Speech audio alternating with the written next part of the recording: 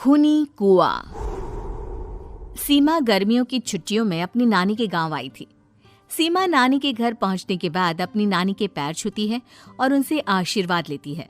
तभी उसकी नानी उससे कहती है, इतनी बड़ी हो गई मेरी सीमा, चल जल्दी से हाथ मुंह धो ले, मैं तेरे लिए खाना लगा देती हूँ। भूख लगी होगी ना? हाँ नानी, भूख तो लग रही है मुझे, आपके हाथ के बने हुए पीले दाल और चावल खाने की। कितना टाइम हो गया है मुझे आपके हाथ का बना हुआ दाल चावल खाए हुए। तू तो नौकरी में व्यस्त थी, तो तुझे कहाँ से टाइम मिलेगा अपनी नानी के लिए? और जब इतने टाइम बाद आई है तो ज्यादा टाइम के लिए रुक कर जाएगी तू। हाँ नानी, इस बार पूरे 2 महीने के लिए आई हूँ। सीमा की नानी अंदर जाकर उसके लिए खाना बनाने लगती है। सीमा कमरे में अकेली होती है, तभी उसे किसी औरत के रोने की आवाज सुनाई देती है। वो कभी खिड़की से बाहर झांकती है तो कभी दरवाजे से बाहर झांकती है। उसे समझ में नहीं आ रहा होता है कि आखिर रो कौन रहा है। तभी नानी खाना लेकर आ जाती है। वो अपनी नानी से कहती है, नानी, कोई औरत रो रही है क्या? मैं जब से यहाँ आई हूँ तब से मुझे यहाँ किसी औरत की रोने की आवाज आ रही है। हे भगवान, कहीं ये वही तो नहीं? बोलो ना नानी। अरे कोई नहीं रो रहा, ये तेरे मन का वहम है। और तू ना अब खाना खा ले, ज्यादा यहाँ वहाँ की बातों में ध्यान मत दिया कर। जल्दी से खाना खा और फिर मेरे साथ आ जा मेरे कमरे में, दोनों बैठकर खूब सारी बातें करेंगे। ऐसे ही अगले दिन सीमा अपनी नानी के साथ गांव के बाजार जा रही होती है। उसी रास्ते में फिर से किसी औरत के रोने की आवाज आती है। वो अपनी नानी से कहती है, अरे नानी, क्या सच में तुम्हें अभी भी किसी औरत की रोने की आवाज नहीं सुनाई दे रही? मुझे किसी औरत की बहुत बुरी तरीके से रोने और चीखने की आवाजें आ रही हैं। मैं बहुत परेशान हूँ नानी, आखिर ये कौन है? मुझे लगता है कि सीमा को शहर भेज देना चाहिए, यहाँ रहना उसके लिए ठीक नहीं। नानी बोलो ना, आप चुप क्यों हो जाती हो? सीमा, तू घर चल, मुझे तुझसे बहुत जरूरी बात करनी है। नानी सीमा को घर ले आती है और सीमा से कहती है, सीमा, कल सुबह तू शहर वापस चली जाएगी। अरे अचानक? आखिर क्या बात है नानी, आप मुझे ऐसे जाने को क्यों कह रही हो? मैं बस जो कह रही हूँ उस पर ध्यान दे। तू कल सुबह यहाँ से चली जाएगी, और ये बात मैं कोई मजाक में नहीं बोल रही। तू कल जाएगी तो मतलब जाएगी। अरे नानी, चली जाऊंगी मैं, ठीक है, पर आखिर बात क्या है ये तो बता दो।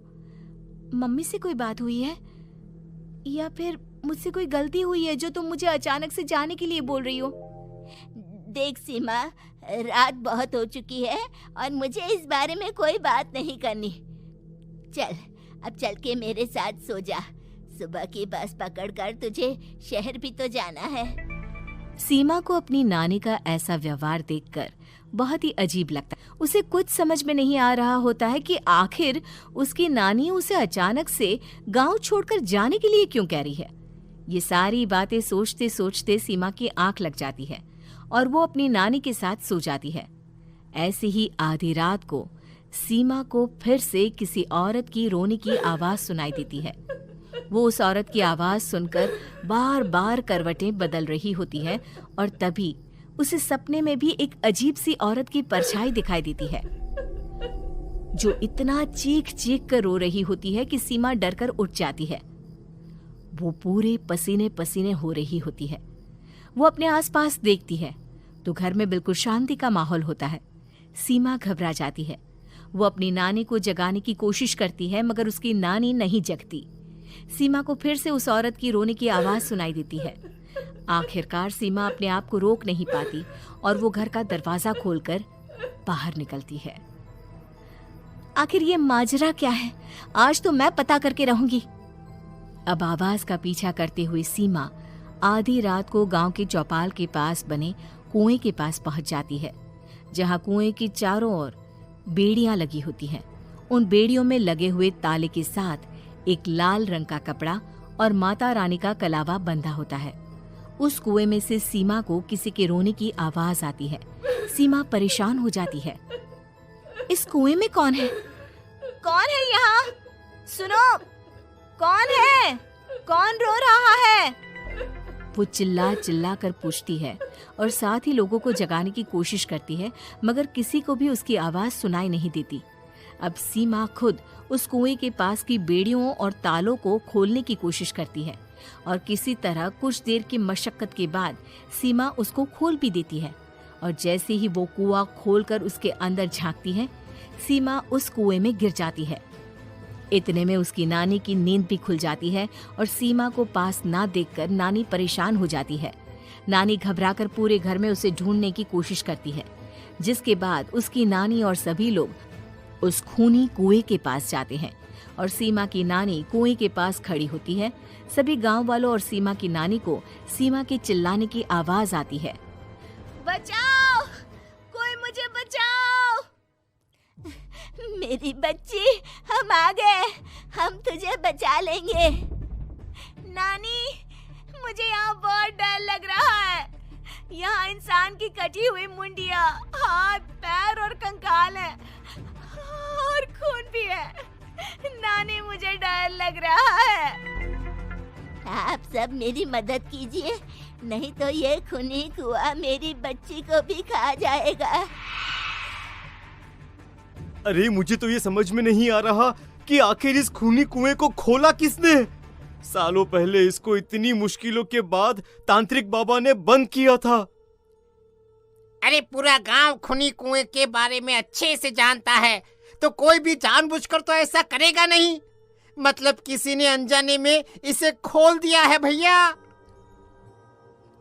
सीमा को इस बारे में मालूम नहीं था और जब से वो यहाँ आई थी तभी से उसे किसी औरत के रोने की आवाजें भी सुनाई दे रही थी। कहीं सीमा ने ही तो उसे नहीं खोला। अगर ऐसा है तो फिर सीमा का बचना बहुत मुश्किल है।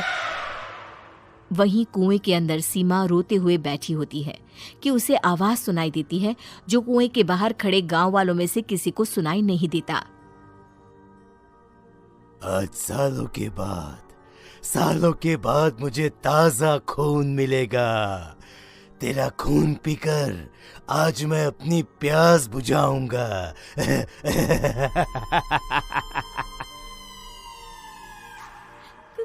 कौन है? मत मारो प्लीज, मुझे जाने दो प्लीज। मैंने किसी का क्या बिगाड़ा है? वो तुझे मरने के बाद पता चल ही जाएगा। जितने में गांव वाले और सीमा की नानी कुछ सोच पाते, उतने में उन्हें सीमा के चिल्लाने की आवाज आती है और अगले ही पल सब शांत हो जाता है। क्या हुआ? सीमा, मेरी बेटी। माफ करना बहन, लेकिन अब सीमा वापस नहीं आएगी। हमें एक बार फिर से कुएं को बंद करना होगा। गांव वाले तभी तांत्रिक को बुला कर लाते हैं। एक बार फिर अपनी शक्ति से तांत्रिक बाबा उस कुएं को हमेशा हमेशा के लिए बंद कर देते हैं और वहां एक बोर्ड लगा दिया जाता है कि यहाँ आना मना है।